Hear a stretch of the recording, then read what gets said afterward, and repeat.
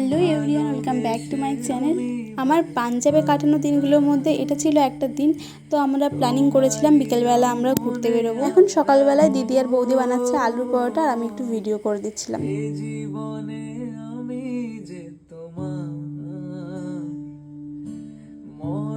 বিকালে রেডি হয়ে চলে এসেছিলাম পাশেই একটা গুরুদুয়ারাতে। আমার আসার খুব ইচ্ছা ছিল, কারণ যেখানে আমরা ঘুরতে যাই তো তার সাইড একটু না ঘুরলে ভালো লাগে না।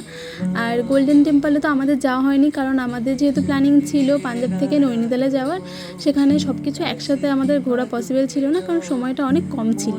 আমি দুটো গুরুদুয়ারাতে গেছি, দু জায়গাতেই দেখলাম যে অটোমেটিক জলের সিস্টেমটা থাকে, মানে একদম সামনেই অটোমেটিক জল আসে, সেখানে আমাদের পা ধুয়ে যেতে হয়। আমাদের এখানে কোনো মন্দিরে গেলে যেমন আমি দেখেছি অন্য কোথাও থেকে পা ধুয়ে আসতে বা কল থাকে, কিন্তু এখানে হচ্ছে একদম সামনেই এরকম থাকে আর কি, ওখান থেকে আমাদের পা ধুয়ে ভেতরে যেতে হয়। আর এখানে হচ্ছে রুমাল বা ওড়না পেঁচিয়ে যেতে হয়, কিন্তু আমার যেহেতু ওড়না ছিল না আর আমার দিদি শখ করে পড়েছে রুমালটা, তো এটা বেঁধে তারপরে ভেতরে যেতে হয়। ভেতরে গিয়ে আমাদের ভিডিও করা হয়নি, কারণ ভেতরে গিয়ে ভিডিও করা অ্যালাউ ছিল না।